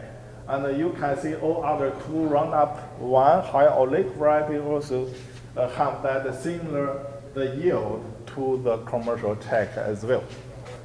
So 2018, we have a UG yield advanced trial that's from 3 locations, previously from state variety test 6 environment. And so there's 3 locations. You can see that this is the line is a high oleic Roundup 1 line, and variety have that and the yield compared with the check mean is over check mean 20%, around 20%. So we have that 2018 to 2019 USDA uniform test across the Southeast. That's another one in the matured group 6. Also, you can see that compared with the check mean, it's about the same as the check mean. That means we have a higher oleic trait because controlled by 4 genes also have a yield parity to the commercial checks. Okay, that's the high oleic the soybean, and right now we grow that. Actually, we need to have that specific contract to grow that, also process the high oleic oil for the use. I think in the future, maybe we can see more acres in the for the high oleic soybean. And in addition to that, and we also focus on the conventional soybean as well, in addition to the herbicide tolerance. I will talk about that. And so we have released one conventional soybean variety, so that's G146063. And so we have many locations test, and in the state variety, also the USDA uniform test. And you can see from this table, we have that this the conventional line basically is similar to the checkmate and across the many locations. And so their soybean production, there are many challenges, and in the southeast region, especially the weed control, because weeds is a major issue in the production. And if we don't have a good weed control, the yield could get lost. So as you can see that, and from those pictures we took from South Georgia, and this is the soybean field full of the pig weeds. Really, I think the farmers may not be able to harvest much soybean from that field. So that's the reason we also work on the new herbicide tolerance, new technology to help farmers control the weeds. And the one technology we work on is we access that technology from BSF, and previously Bayer and BSF is a labor to link technology. So over the past few years, we have released 2 cultivars and licensed to the commercial companies, and that's SH7418 and JGS7470. And last year, we also released another 2 new Liberty Link soybean cultivars. Those are really high yield, also have very good defensive trait. That means disease or nematode resistance. And move forward, we work on that new herbicide technology. And you may heard of that Roundup to extend the flex. Okay, that's 3 and the herbicide tolerance, the dicamba and the glyphosate, glufosinate. We work on that. And so we can access that technology from Bayer right now. So next year or so, we should have that Roundup 2 extend soybean cultivar available to the soybean farmers. And that's the one kind of from technology. I think this type of technology could serve as a really great tool to control the weeds in the soybean field. And another technology is enlaced E3. That's technology involved that 2,4-D and the glyphosate, glufosinate. So we also try to incorporate that trait into the soybean cultivar, and in maybe next year or following year, we will have the cultivar available to the soybean growers in the southeast area. And we work on the new technology, kind of build this platform, and we have access to the Roundup 2. Then we add and the dicamba trait, also labor to link trait to that technology. We really have a very strong pipeline materials in our breeding program. You can see we work on the mature group 6, 7, 8. But we have the very strong genetics compared with all the commercial techs. We have that is a 10%, 5%, or 17% yield advantage compared with the commercial tech. Also, we really have a good disease resistance or nematode resistance for in those lines as well. So we also try to accelerate the breeding cycles and accelerate the development of soybean cultivars.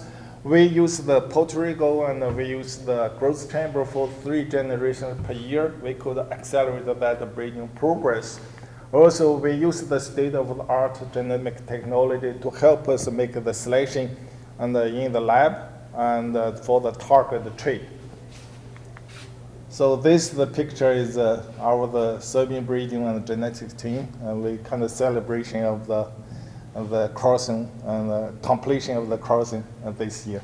Thank you. I will be glad to take any questions you have. Yes. I've got a quick question out of curiosity. What's the usual lifespan of a soybean cultivar? You know, in peanuts, we've been growing 6G for 15 years. What's the typical lifespan of a soybean cultivar? Soybean, you looking at that and depend on the region. And in general, soybean lifespan of the soybean cultivar is 3 to 5 years. And so we have the new cultivar release with the better yield, with the better disease resistance, also better quality. And also I think it's good to replace those, the old one.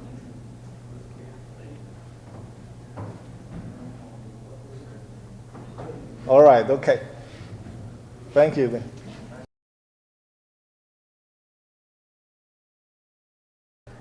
Hello everyone, I'm Henry Sintin. I'm soil fertility specialist. Kind of tag along with the work of Glenn Harris. We are all based off in Tifton. Today I'll be talking to you about kind of give you a rough shell of my program. If you want to kind of characterize my program, it falls under two umbrellas. And I would say the first one is how are we going to optimize plant nutrition. And then the second one is, which is due to the, will help us address the first one, which is enhancing or revitalizing soil health. My first program is really the main, as you can tell from my description, it's improving soil or optimizing plant nutrition. When I got hired, I started in August 2019. Had the privilege to visit with a lot of the stakeholders and especially cotton and corn growers.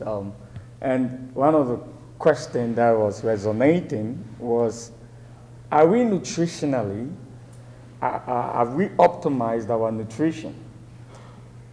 And when you use the word optimize our nutrition, meaning not just bumping your yield, but making economic returns on your yield. And is fertility the problem? So they said, can you help us eliminate the fertility problem? So is that a problem? So I needed to really figure out whether fertility is the problem. We needed to find out whether fertility is the problem. So my program has been running a series of trials, trying to kind of, and think about it. How many nutrient elements can you think about? A lot, right? And you can talk about the micronutrients, which is nitrogen, phosphorus, potassium. You can talk about secondary nutrients, which is calcium, magnesium, and sulfur. And then you can talk about the whole suite of micronutrients, some of which are even debatable whether we should consider them essential, and others are making case for us to make them functional nutrients. So, but on the standard, we go with 5 or 6, depending on your school of thought. Think about all these nutrient elements, and you want to really study them. And you are studying them, and you are doing rate study. How much plus do you need? It's just unthinkable. But we were very, very lucky. Very lucky. I'm not going to say that it's due to any scientific genius to make clear observation what I'm going to present to you. And then I will tell you what our potential is as far as fertility-wise and how we can really make good yield. The first we did was, okay, it's our nutrient levels are optimal level. Or the current fertility recommendation, is it optimal? Or is it the best we can achieve? And, all right, I'm finding it. Okay, so what we did was we kind of come up with nutrient management. We call it low, medium, high, and then control means we put out no fertilizer.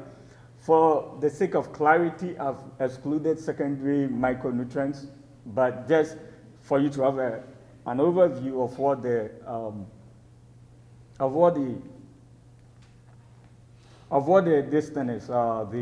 NPK levels are. And you can tell that the low, the medium, the high are not really, the high is really a little bit on the high side, but the low is not. And then the medium kind of, for your PK, even on the lower side, but your N might be a little bit high for you to put out as pre-plant. But we were just testing different nutrient regime and then pulling tissues to know what the levels are and comparing that to biomass. And so that's what we found. What did we find? That even the control, where we put out no fertilizer, and that is because we are following peanut, had nutrient elements, both nitrogen, secondary, primary, secondary, and micronutrients, well within, this is the University of Georgia, and then the second one, which is SCB, is the Southern Cooperative Bulletin Series. That is the reference recommendation, right? The reference sufficiency ranges for, and this is corn. And you can see that the control for every nutrient element, it's within the sufficiency range that has been specified. The control, zero fertilizer, at the V6 stage was within the reference sufficiency range. Not just primary and secondary nutrients, but even micronutrients. All right? So we were like, okay, then maybe then if you, before I even explain this, I will explain the second slide, the other one that just popped up. If you want to interpret tissue results, you'd say that your nutrient levels, as your tissue level increases, I'm not able to, as the tissue levels increases, that is the x-axis, as you are increasing the x-axis, you reach a peak. And that peak, it flattens, right? That is where you consider optimum, meaning an additional nutrient is not going to lead to an increase in whatever metrics, growth metrics that you are considering. Biomass, in our case, because we stopped it early at the V6 stage.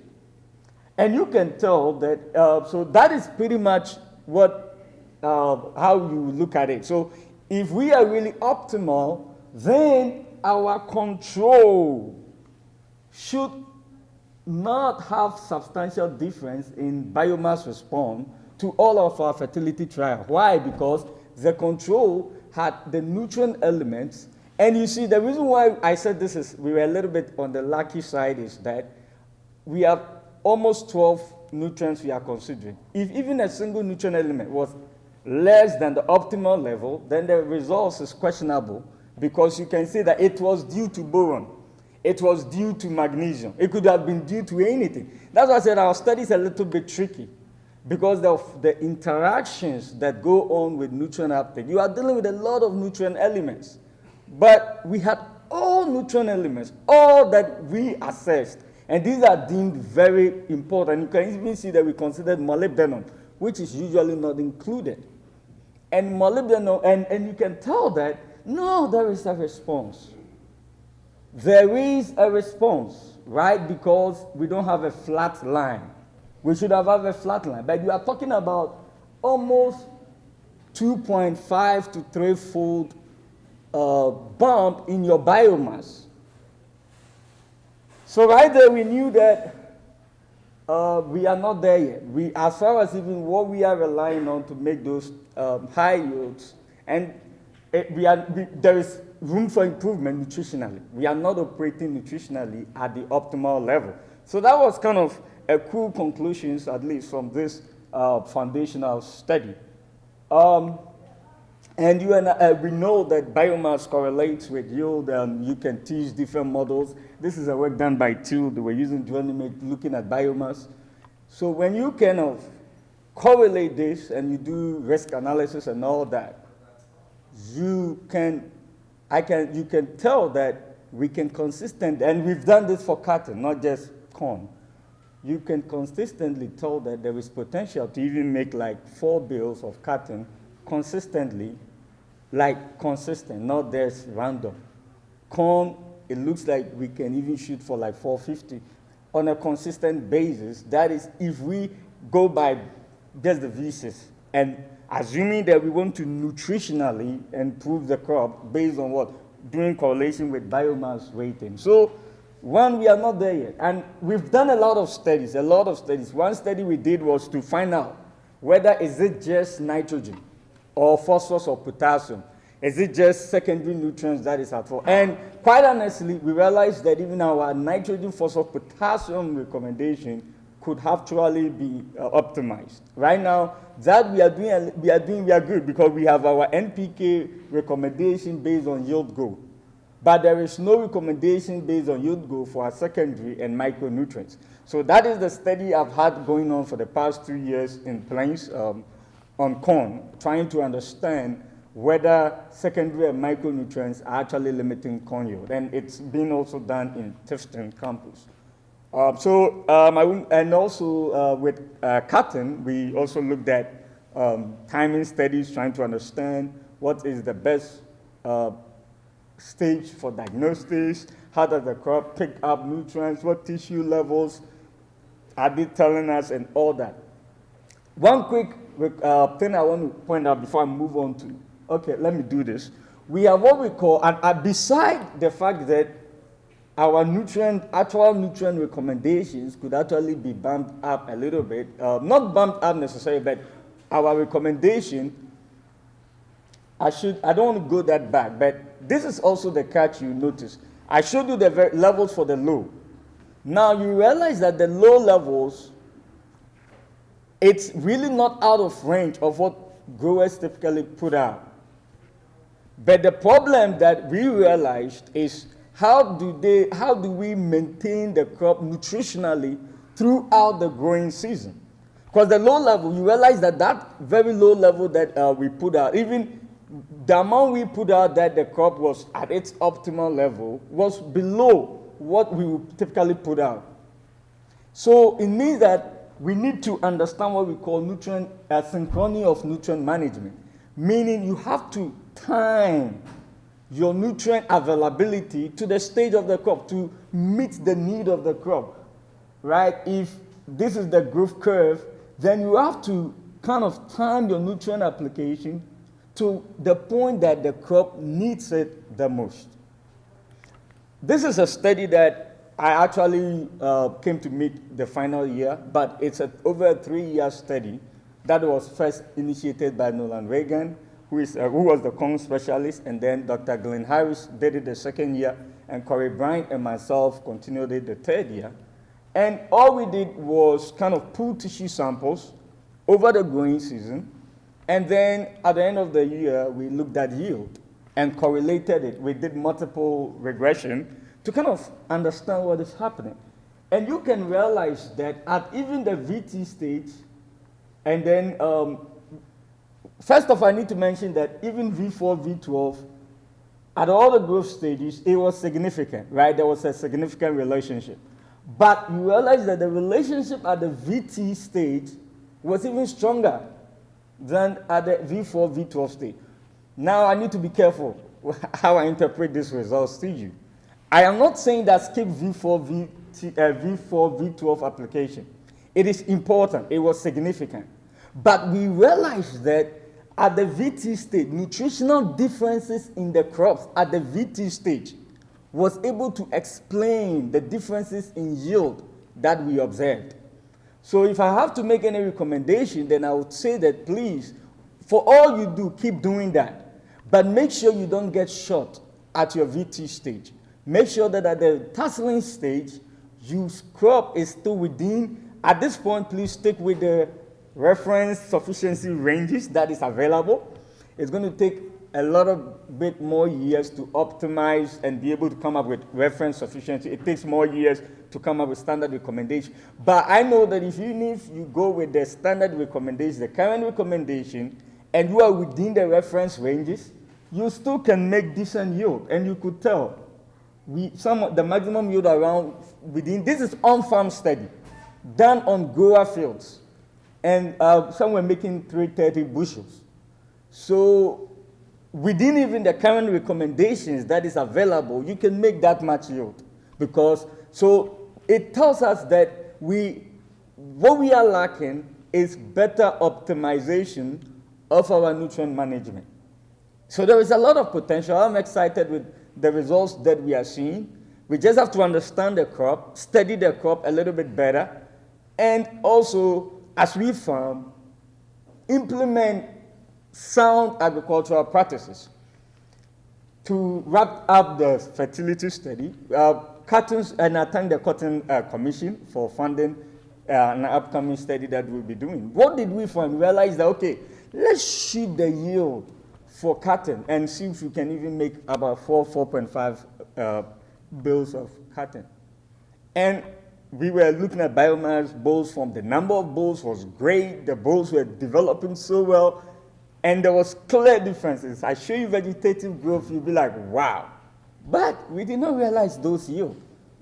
And what we realized was that we had huge biomasses there, and we have so much rainfall. It's under irrigated conditions. Humidity was just too much. Bull rot just setting, and we lost all the yield potential. There were other factors due to the timing of when we defoliated the crop.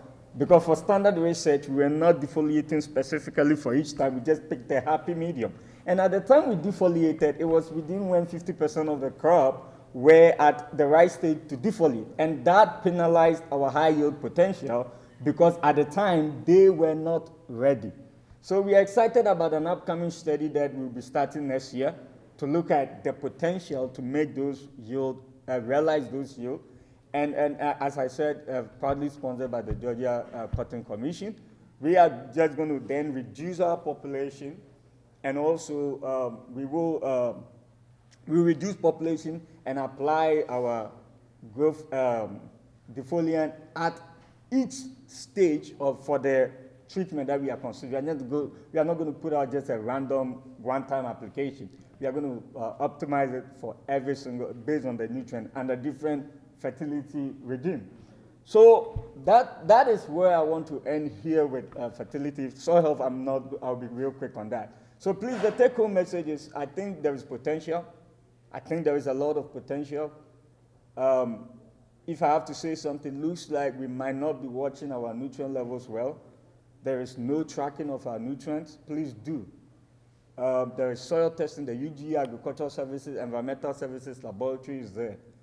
I am actually hoping to make this, talking with Dr. Glenn Harris to see if we can make this recommendation that please have an understanding of your crop and do some form of tissue testing, at least 1 or 2 growing seasons, to develop data in your own farm where you'll be able to know, because I ask growers and our yields are changing from year to year. What is causing those changes? We don't have that information. So if you are pulling tissue and you are informed of how you are performing nutrition, where your nutrient levels are, and what yield is coming off every year, you have record.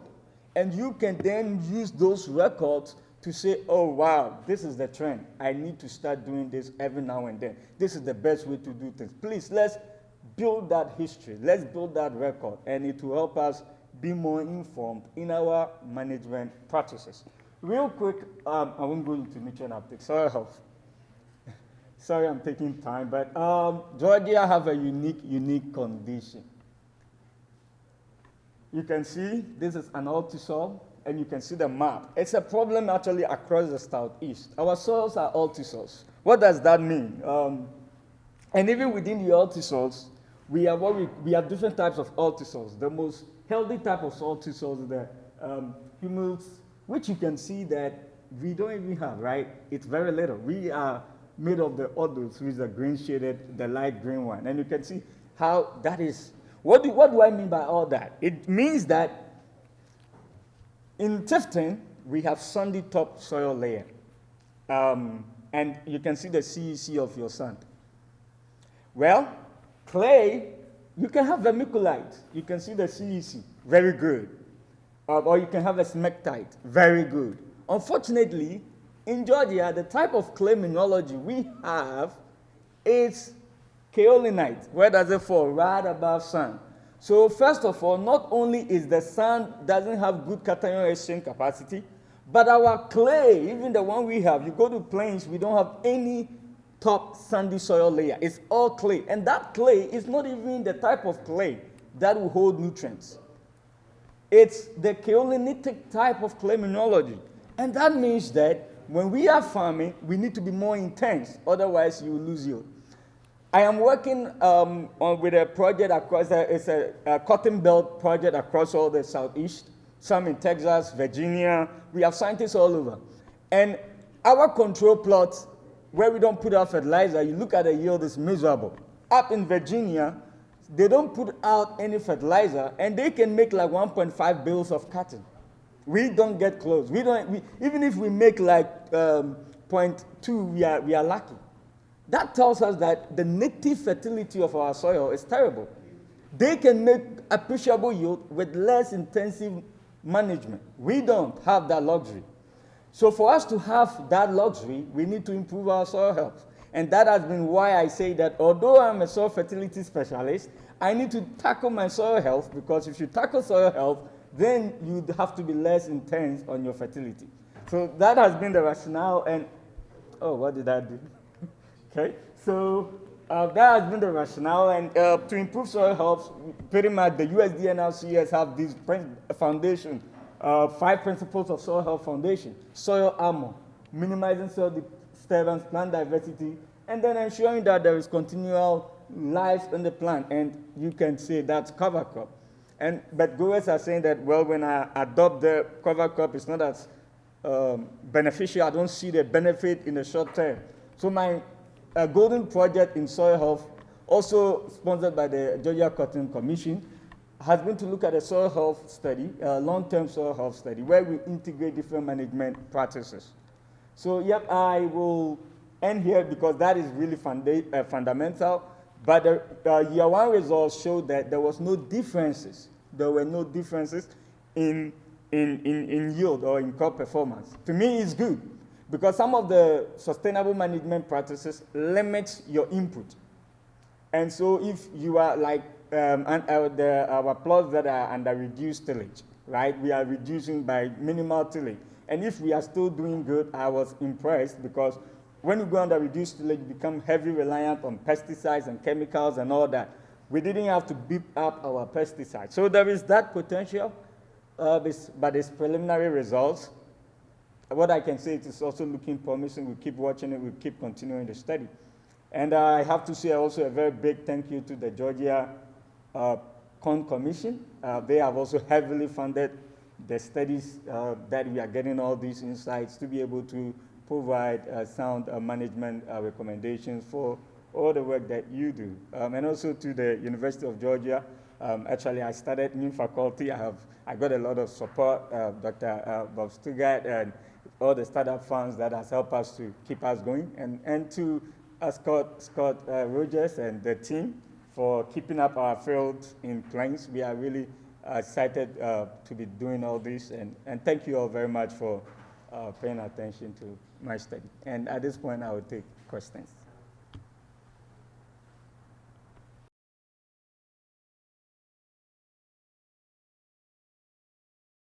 All right, thanks everybody for hanging with us. I know it's been a lot of people talking this morning and all that good stuff, but this is really good information. I was supposed to go earlier, but kind of got put behind here, and then Simmer told me he wanted to go last. I guess he really believes, whenever they say, they save the best for last, so he really believes in that mantra, I guess. But I also want to thank Seth and the county agents here that work here, and what they do with the variety trial wouldn't be possible without them. And then, of course, the Cotton Commission, Cotton Incorporated, and our industry partners for assisting in that effort. One more study that I have going on here in collaboration with Dr. Vert is a defoliation study. So if people will remember back to the 2020 Using Pesticide Wisely trainings that Dr. Cultivar did, he's been doing those since 2015, and drift complaints have gone down since he started doing those. But in 2020, the number one drift complaint was defoliants. Now, for those that know me, I used to work for Dr. Cultivar, and he told me whenever I took this job, he said, guess what? Defoliants aren't my job, they're your job. And he said, you need to fix it. And I said, okay, well then I guess that's something that I can go do research on. So me and Simmer got together with Scott here, and what we're doing is looking at a couple different application methods in large blocks and kind of determining the drift potential of different application methods and droplet sizes. And our indicator crop for those drift studies is late planted cotton. So we went in and planted cotton, what was about mid-May, and then 2 or 3 weeks later came in and filled in the rest of the block. And so the defoliants will be applied on the mature cotton, and then hopefully it will drift onto our indicator crop, and we'll be able to see the potential of these different application methods to drift onto late planted cotton, which is the #1 crop that defoliants drift on. I've got some other small plot studies in Tifton and Midville looking at the susceptibility of late planted cotton to defoliant drift, and so we hope to have really good information on that in combination with the study here for our growers this winter. But I didn't want to take too much time. I know we're getting close to lunch, but that's really all that I had to say about that. Again, want to thank the agents, the Cotton Commission, and everybody else for helping out with all that stuff. But I'll answer any questions if we have any.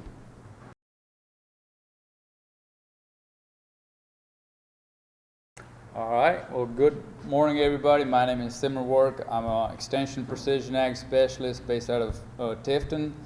I actually started in this position as of August last year, and one of my goals, in this position was not just provide a lot of extension, on the precision ag stuff information to growers, but also kind of work with our farm managers across the state to start implementing more precision ag and bring a little bit more technology on every farm. So I got with Scott last year, late last year, we talked a lot, and then before I started talking about not just some of the research we're doing, but also what is happening overall, at the precision ag, how are we kind of adding, want to also share a little bit of data on that. But before that, I want to thank Scott and also Dr. Stugard here for allowing us to share some of our thought process on the precision ag, but for them to be open to some of the suggestions, and bringing some of the technology at the farm, but also us able to do a lot of work, in the precision ag side.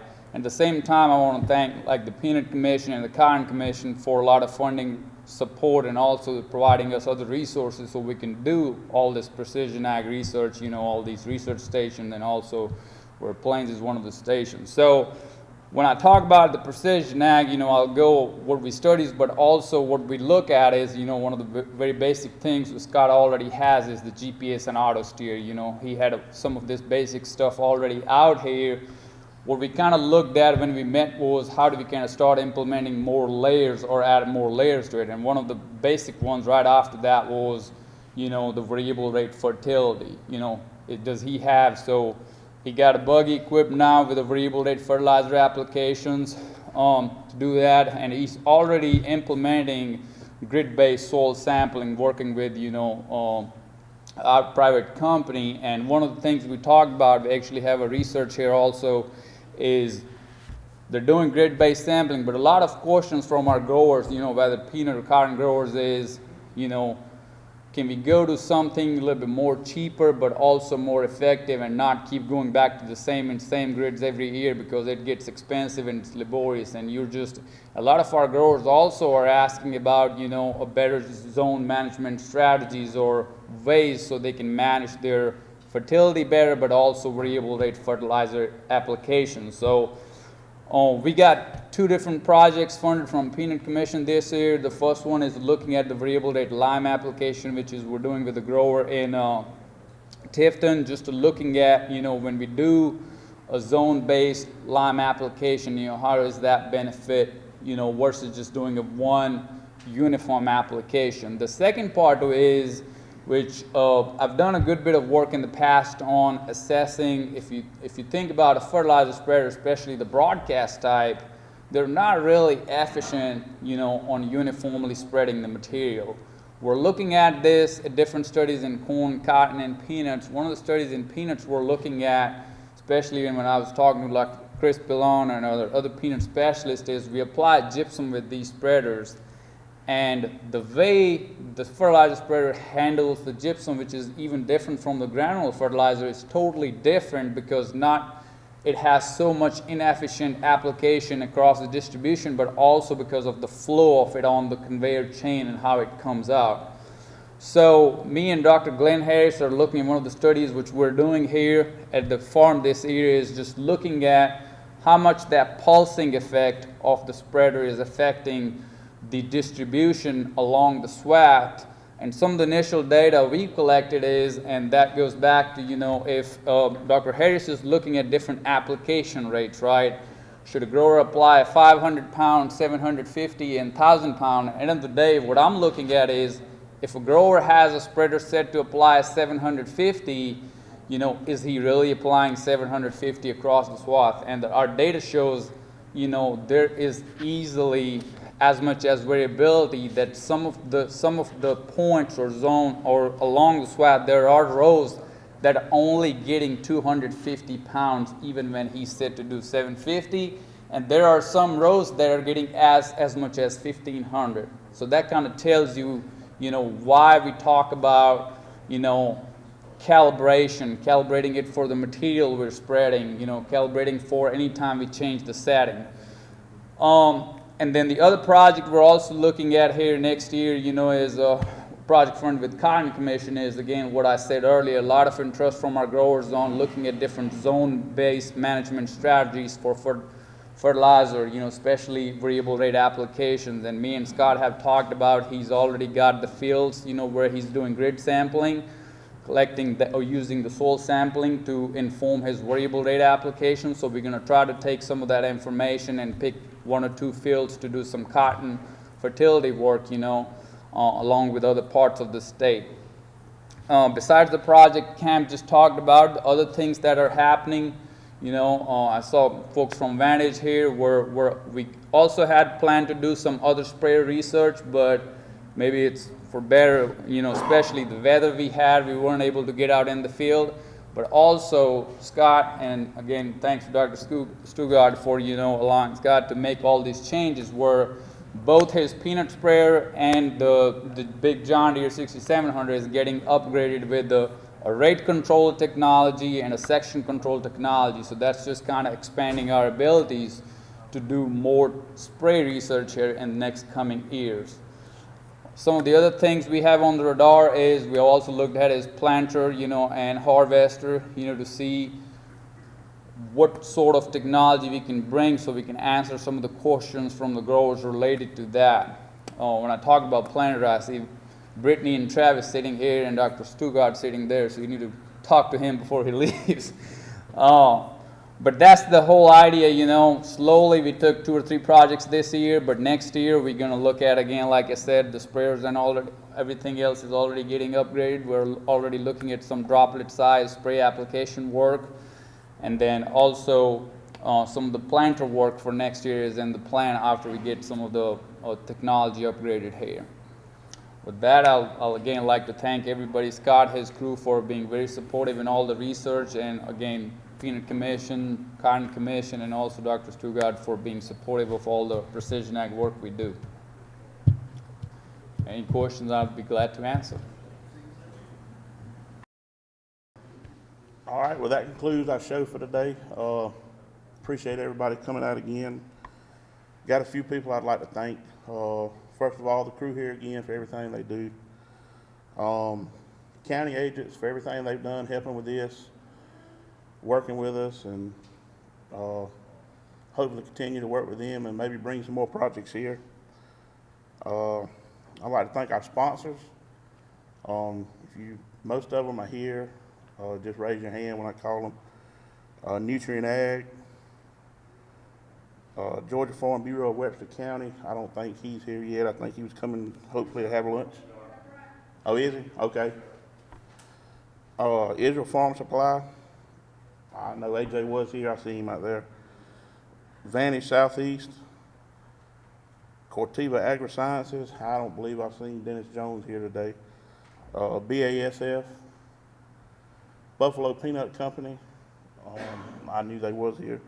And Georgia Peanut Commission.